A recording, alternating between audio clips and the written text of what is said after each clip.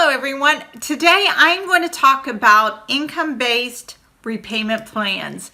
So I had someone email me and say, hey Dr. Cohen, there's like so many, I don't understand.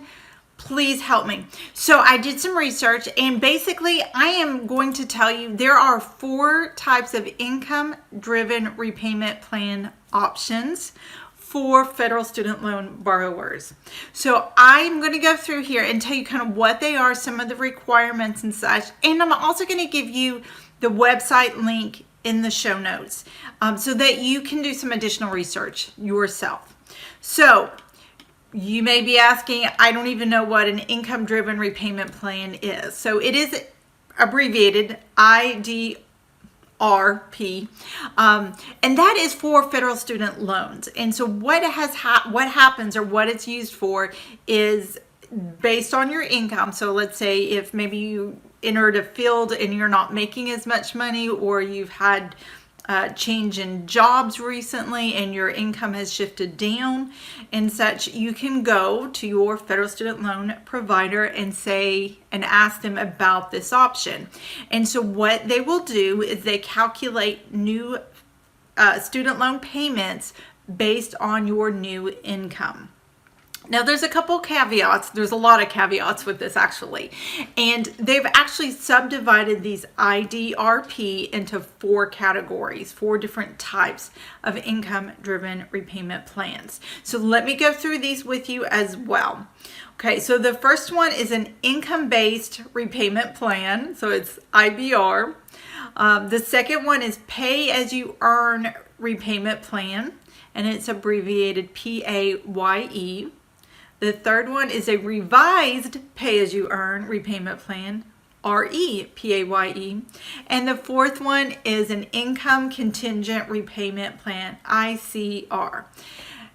Now, after reading this, I was like, oh my gosh, they all sound the same. Like, where are all these differences? I don't get it. Okay, so I'm with you. So I'm going to, like I said, I'm going to put the show notes links here. And the information I got directly from the Federal Student Aid, which is an office of the Department of Education. So the website is studentaid.gov, and the .gov tells you it's, U.S.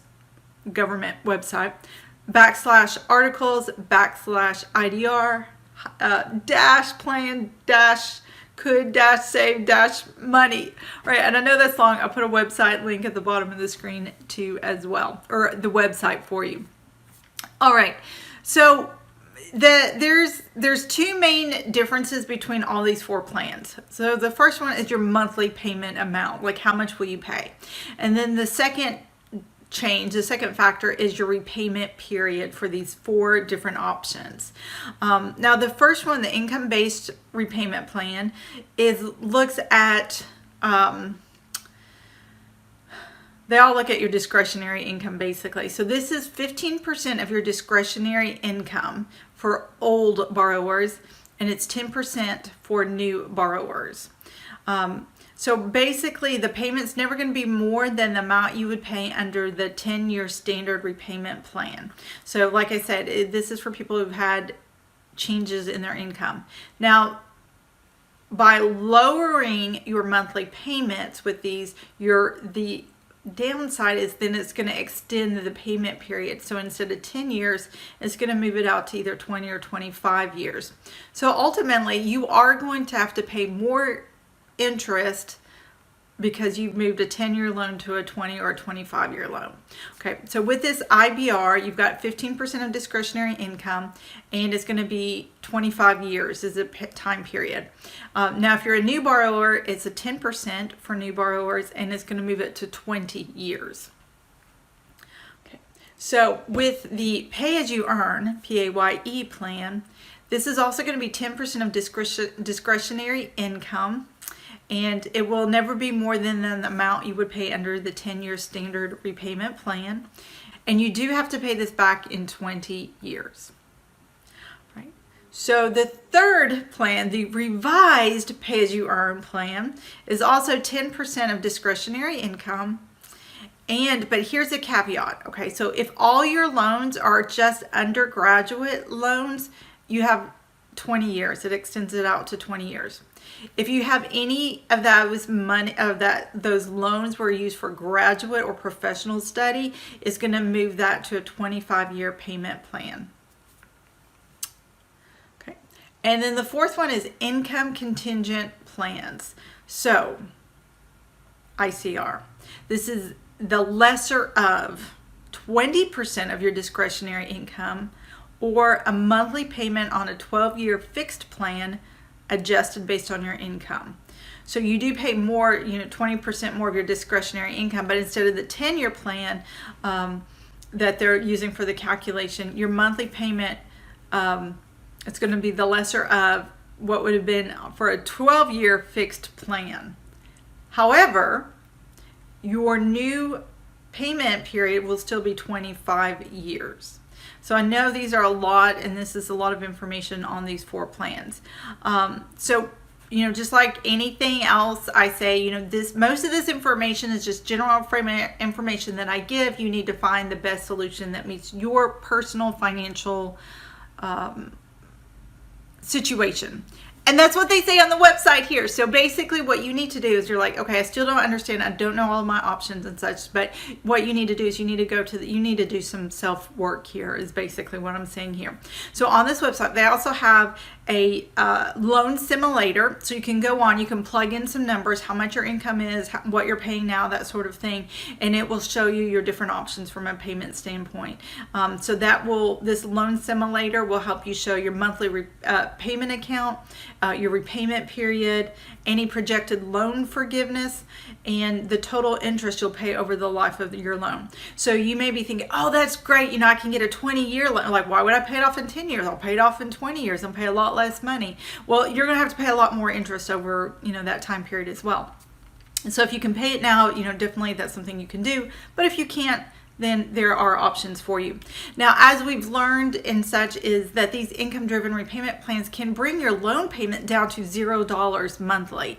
And that's a good thing. And so if you can do that, you want to do that versus going into forbearance or deferment. Those are other options. I'm not going to talk about them here. I'm just going to talk about this income-driven repayment plan.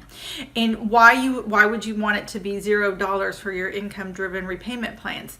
Because, as we had mentioned before, let's say your new payment period gets extended to 20 years. Let's say you've been making payments, even if they're considered $0 for 20 years, bam, at the end of the 20 years, you're going to have those loans forgiven.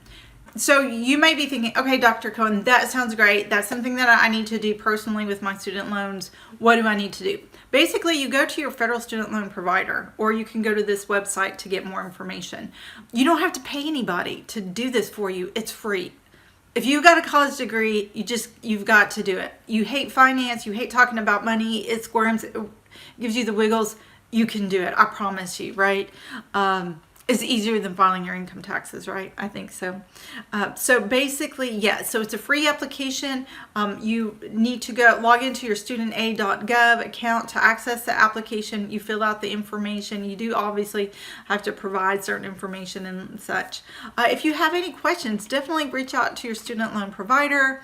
And I know it's always like, well, yes, I can do that, except for nobody answers the phone, or I'm on hold for 4 hours, and who wants to do that? But I'm going to be real, it just sucks. So you just kind of have to do it. All right. So there's some great links on this website too. If you have any questions, let me know. There are actually specific types of loans that qualify and some that don't qualify. So you can find that information there. Basically, it has to be a federal student loan. It cannot be a loan from a provider. It cannot be a loan done by a parent. Those don't qualify either. But then they give a breakdown of their direct loans, subsidized, unsubsidized, FIFO, Parent Plus loans. All of that information is on this website as well. So that may be a factor to help you decide if this is something better for you. I hope you have a great day. I hope this helps you a little bit. I know it's a little confusing. All the acronyms sound the same. And it's, do I do 10%, 15%? Do I do 20 years, 15 years? But that's why I encourage you to go to the website. There is that loan simulator. It will help you as well. And then your federal student loan provider should help you answer these questions too. All right. I hope you have a great day. And if I have any more updates from the student loan forgiveness or cancellation, I will certainly let you know. Bye.